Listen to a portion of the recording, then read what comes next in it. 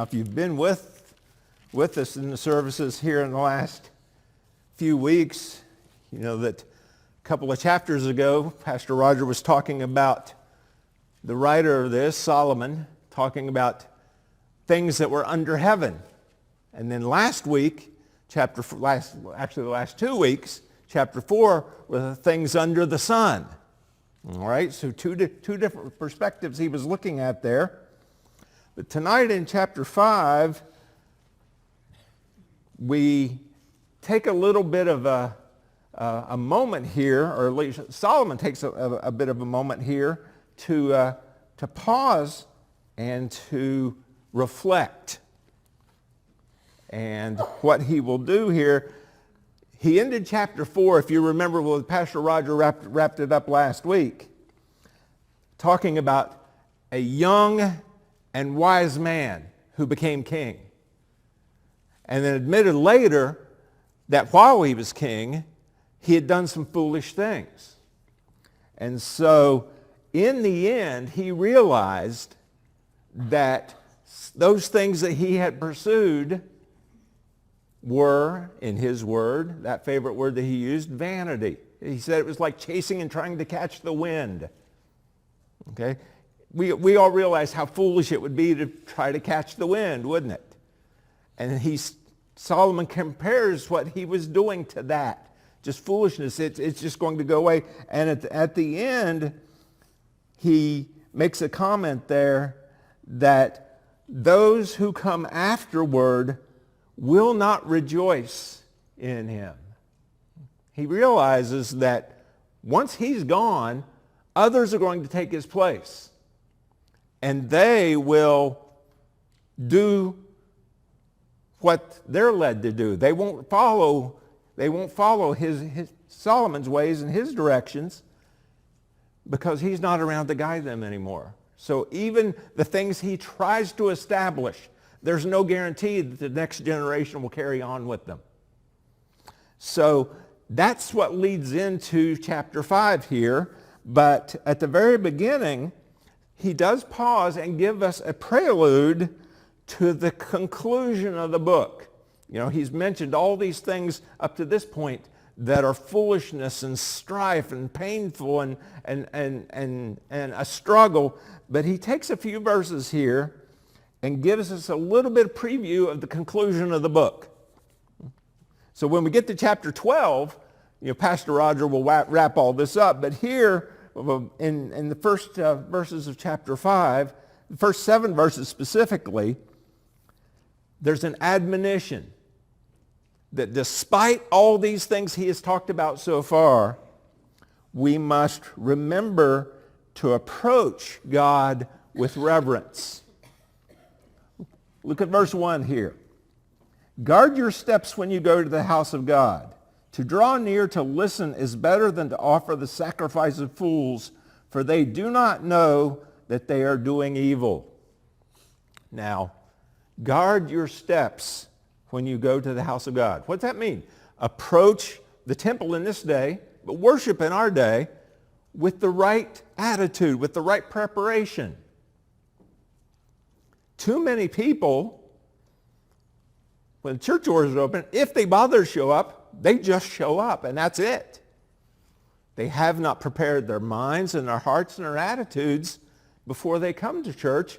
Some of them just struggle to get here on time. They sit down, and it's, whew, made it. Right? And they have not prayed. They have not meditated. They have not read God's word and to prepare their own hearts to worship that day. And in Solomon's day, the same thing would happen. Many, many times in the Old Testament, you see the people condemned because they were coming and performing the rituals, performing the sacrifices, but their hearts weren't in it. They were just there.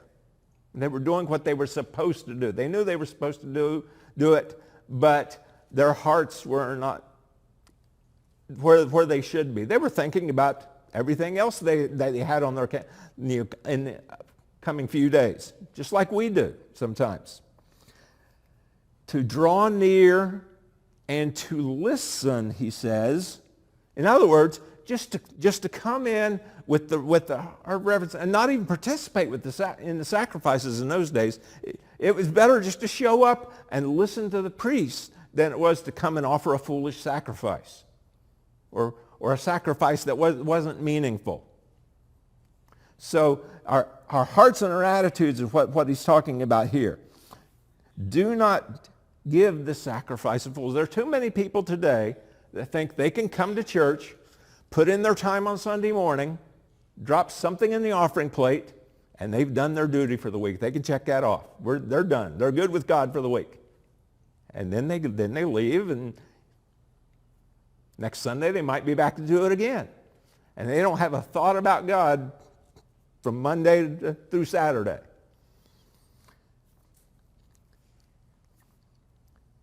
The house of God is a special place. It should be treated reverently. When we are here, we need to realize we are in the presence of our brothers and sisters, yes, but we are here to approach the throne of grace. And that's a special privilege that we have.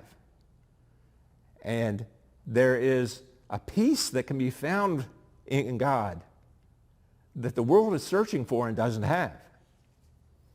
So to run in to church with the wrong attitudes is an abuse of the privilege that we have. And really, I'm sure, saddens God when we come in and don't worship him the way we should. Too many times, if you look at verse 2 there, it says, do not be rash with your mouth, nor let your heart be hasty to utter a word before God, for God is in heaven and you are on earth. Therefore, let your words be few. Oh, how much better off we all would be if we followed this advice, wouldn't we? It is very easy to speak rashly. It is very easy to speak foolishly. And we'll look at an example here in a couple verses down of where that, what that can lead to. But there is much talk that is foolish and rash, even in the church, unfortunately. Now, for the world outside, it's normal for there to be rash and foolish talk because that's where the world's hearts are. That should not be the way it is when we're in the house of God. Do not let your heart be hasty, because God is in heaven and you are on earth. Too many people today talk to God or about God like he's on our level. The God that they have in their mind is someone that they could talk horizontally to. They have created a God in their own mind that is an idol and is not true. But we are on earth and God is in heaven. And we can't approach him like I would approach one of you. You know, there is a godly fear, a reverence that you should have every time that you come into the house of the Lord, or you go to prayer, or even when you open the scriptures, even in your home. You know, when you sit down for your morning devotions, when you open this book, there should be a moment there where you're going, okay, this is not, you know, this is not like reading the newspaper or a favorite novel. You know, this is God's word that I'm opening up here. And there's that moment of reverence that we need to have. Therefore, let our words be few.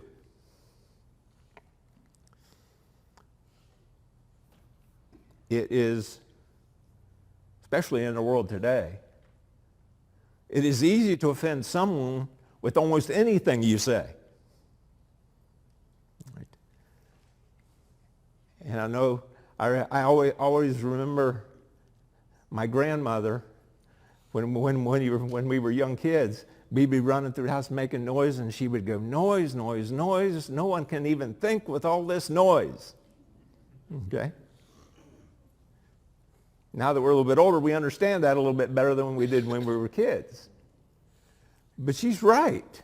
You know, when there's all this going back and forth and all this noise, you know, it's a distraction. And if you're wanting to meditate on the things of God, a quiet time and a quiet place, it's just so much easier.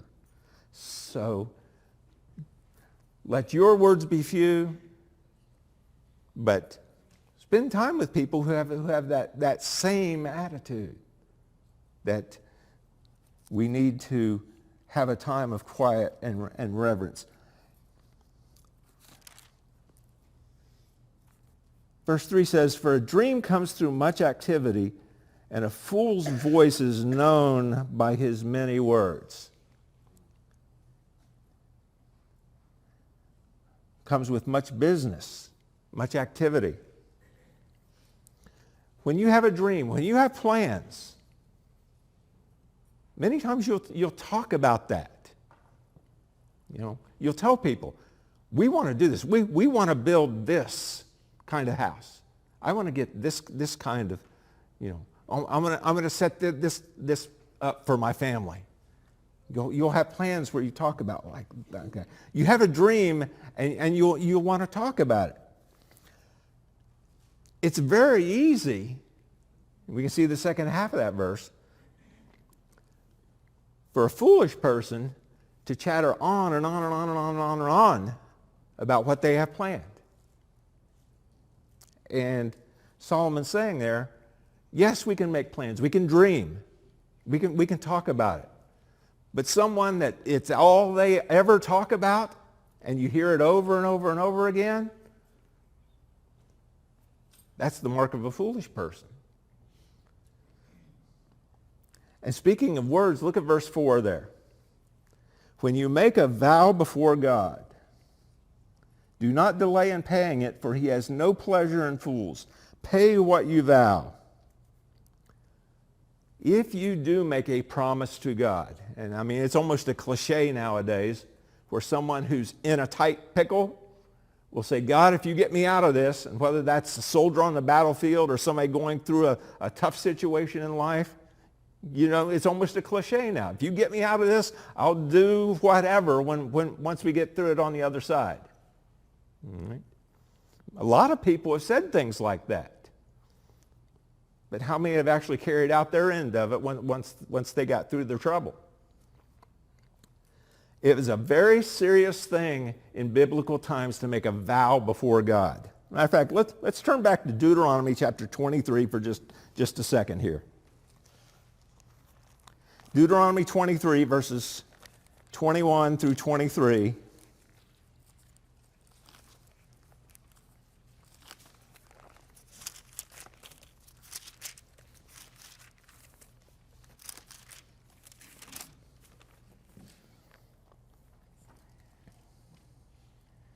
When you make a vow to the Lord your God, you should not delay to pay it. For the Lord your God will surely require it of you, and it would be sin to you. Now it goes on and on, a few more details than that. But making a vow before God in that day was something that was serious, and God expected you to hold up your end of the bargain. In fact, there is a tragic story just a couple of books over. If you've ever read through the book of Judges, there was a judge by the name of Jephthah. And that may not ring in your mind right away who that was, but he made a vow before God that if God would help them win the battle, he would sacrifice whatever came out of the door of his house first when he made it home. And then when he got home, who ran out of the door first to greet him? His daughter. And he tore his robes. I mean, he realized he had made a foolish vow, but he kept that vow. Very sad story. But it is a very serious thing to make a vow before God at that time. Now, think about the New Testament. Can you think of someone who made a promise in the New Testament and then didn't keep it? Well, Peter. I'm thinking about Acts chapter 5, Ananias and Sapphira. What did they do?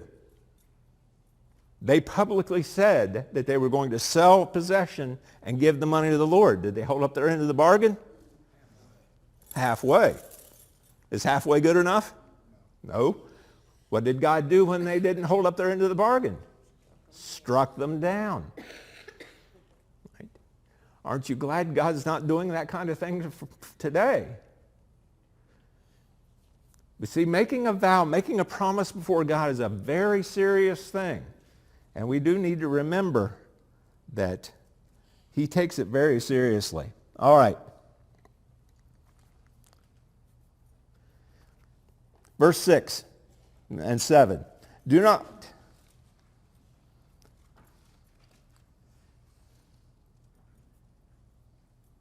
let not your mouth lead you into sin. Do not say before the messenger, that would be the priest in his day, that it was a mistake. All right? If you do make a promise before God, and the priest at that time would try to hold you accountable for it, do not say, well, I made a mistake. I shouldn't have said that. Well, that's not going to that's not going to work. Why should God be angry at your voice and destroy the work of your hands? For when dreams increase and words grow many, there is vanity, but God is the one that you must fear. Sometimes we make promises and our flesh causes us to break the promise. Probably everyone in here at one point or another has made a promise and not been able to keep it. But God is the one. If you make a promise to God, if you make a promise to me and you break that promise, I'll probably let you off eventually. I won't hold you to it hold your feet to the fire too much, right? But we don't want to treat God that way. If when we make a promise to him, that's a solemn promise. I made a promise to Tracy and to God that for the rest of our lives we would stay together. And so far she hasn't kicked me out yet. We've maintained that vow. And I know sometimes things happen. If someone's gone through a breakup of a marriage in here, I'm not condemning you for that. I know those things happen. But it's a very serious thing when you make a vow before God. And so anytime you would make a promise to God, you should consider it as serious as the vow you make when you're standing up there at the altar with your bride or your husband. It's that serious of a thing. Moving on now, verse 8. If this is a verse that doesn't go exactly where you would think it would go. If you see in a province the oppression of the poor and the violation of justice and righteousness, do not be amazed at the matter. Now, if you stop there, we all understand what he's talking about there. Political officials in his day were corrupt. We can relate to that. Okay? We see it. For a high official is watched by a higher, and there's yet a higher one over them. All right?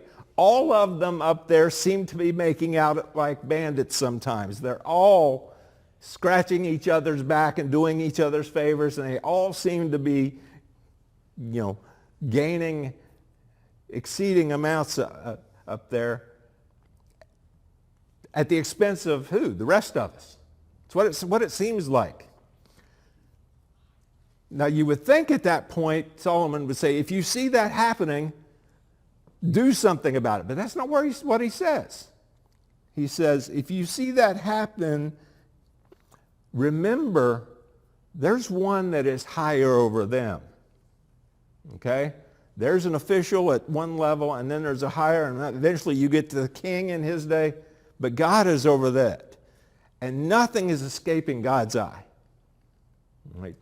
So, can you be stressed out and troubled by the corruption and the graft and the evil that you see?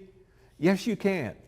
But we have to remember that it's not our place to fix that problem. Right? God is going to make all things right someday. And he's going to deal. We are not judges. We have to remember that. Everyone that he's talking about there, God will judge them, and he will judge them righteously.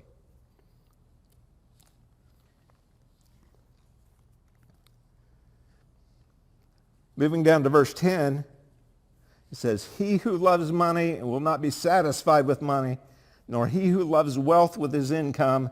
This is also vanity."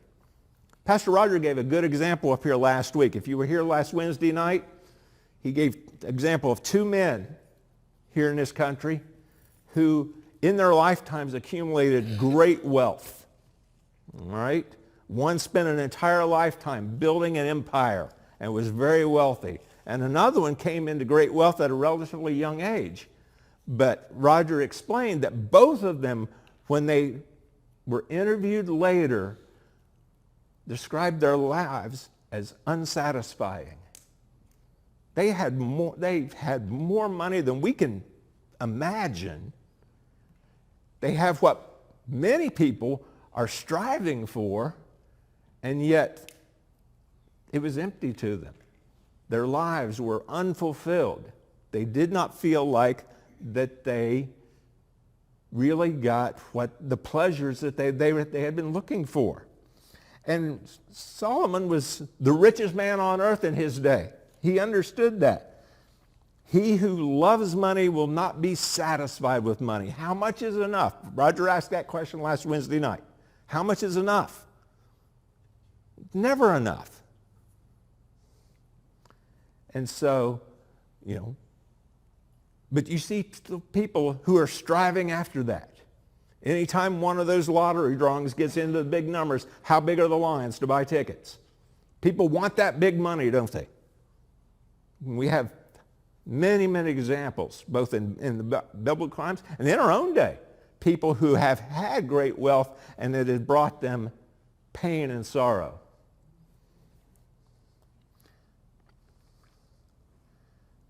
So the love of money is not something that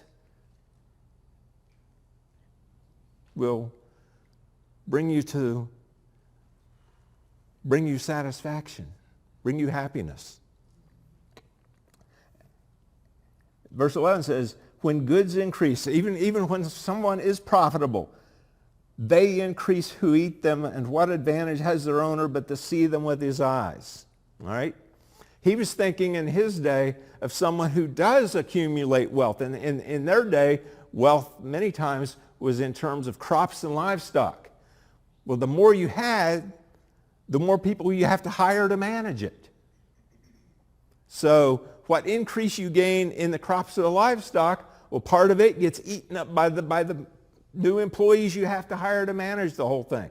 So it never did get to the point where the owner could enjoy the spoils of everything. He was always either working to manage it or working to manage the people who were managing it. And you can see that in verse 12. It says, sweet is the sleep of a laborer, whether he eats little or much, but the full stomach of the rich will not let him sleep. Solomon's picturing there a modest man with a modest house, but is able to provide for his family. And after his honest day's work, where he does his best, he goes in and he can rest peacefully at night, knowing that he's provided for his family. While the rich man, who has much more, is laying on his bed at night awake, worrying about the things he has to do the next day, whether that's new contracts or hire new people or fire people or to build buildings. That's all that's on his mind. If he wakes up in the middle of the night, that's on his mind. When he wakes up the next morning, that's on his mind. He's never at rest. The full stomach of the rich man will not let him sleep.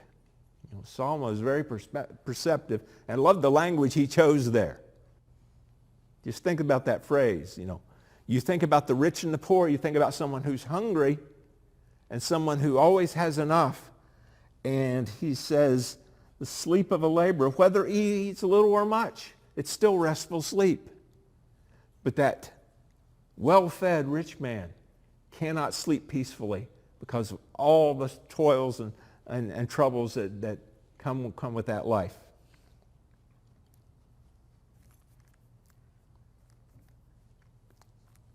We're going to jump down to verse 12 now. And this is going to take us back to some of the things that Solomon talked about in the previous chapters, where he talked about the things that people are doing, but from an earthly perspective and what they bring. Earthly treasures are temporary and precarious in a lot of ways, and they bring disadvantages. Let's look at verse 12 there. The sleep of a laboring man is sweet, whether he eats little or much, but the abundance of rich will not permit him to sleep. All right? So earthly treasures produce anxiety and stress. It's verse 13. There's a grievous evil that I've seen under the sun. Riches were kept by the owner to his hurt. There's pain brought by riches sometimes. There was an example just a few years ago, not far from here, a very wealthy man who'd come into an enormous amount of money, but it tore his family apart. He had children and grandchildren get into drugs, and a couple pass away. His marriage dissolved. That money brought him nothing but pain. And yet people still think that money can buy happiness because they're after it. Look at verse 14. Those riches lost in a bad venture, and he's the father of a son that has nothing in his hand. Those riches, they're temporary. They can be easily lost.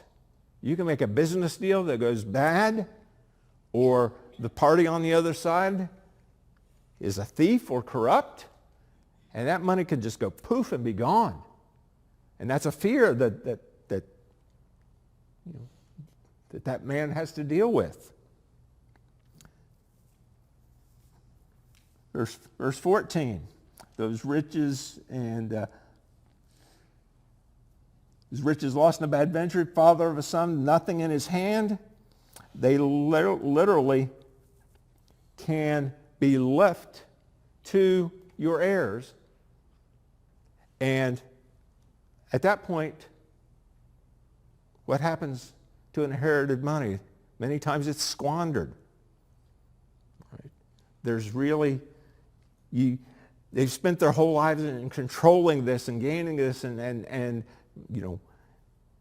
then it's left to the heirs, and they have no control over it anymore. And if you skip down to verse 17, you can see that and moreover, all his days he eats in darkness and much vexation and sickness and anger. Now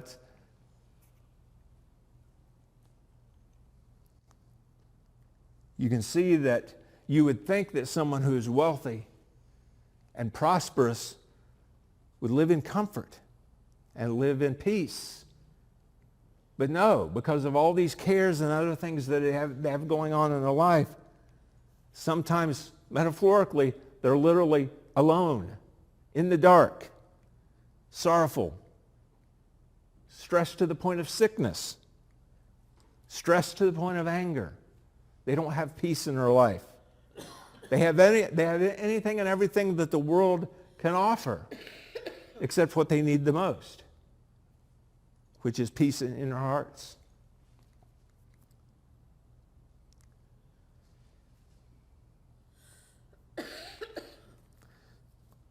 So the last three verses of chapter 5 contrast the anxiety that we just read about with those who consider God the source of their wealth. Let's just read through the whole three verses, and then we'll make a couple of comments, and then we'll be out of time by that point. Behold, what I have seen to be good and fitting is to eat and drink and find enjoyment in all the toil with which one toils under the sun, the few days of his life that God has given him, for this is his lot.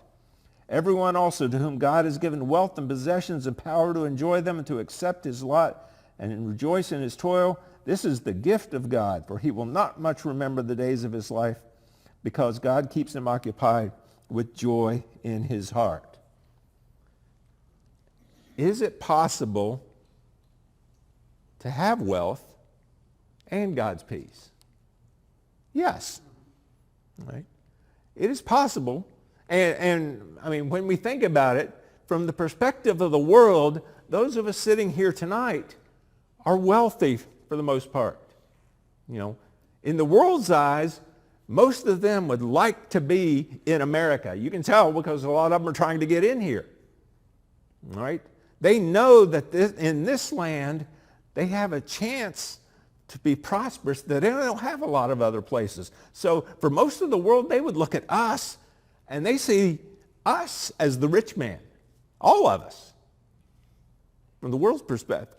For most of the world's perspective anyway. Can a person who's prosperous have God's peace? Well, yes, he can. But that man's focus has to be on God rather than on his possessions. And that can be whether you have little, a medium amount, or a large amount. Right? As Job said, we came into this world with nothing. We will take nothing with us. Blessed be the name of the Lord. He was a very wealthy man, but his heart was in the right place. He understood that all of the possessions that he had were blessings that God had given him, and he was thankful, and he was focused on the giver rather than the gift. And so, can we have possessions in our day and still have a heart that's right with God? Yes. Is it difficult? Yeah, we've seen many examples whose people who have been drawn away by the possessions of this world. But God does bless some. And God blesses according to his will and his privilege. And we do need to be thankful for what we do have. Because I'm looking around the room here, and I'm pointing at myself too. None of us look like we're starving to death. And we all are sitting in an air-conditioned church on a hot summer evening, nice and comfortable, where many of our Christian brothers and sisters around the world are meeting under a tree and don't even have a building to meet in, and they walk to get there, right?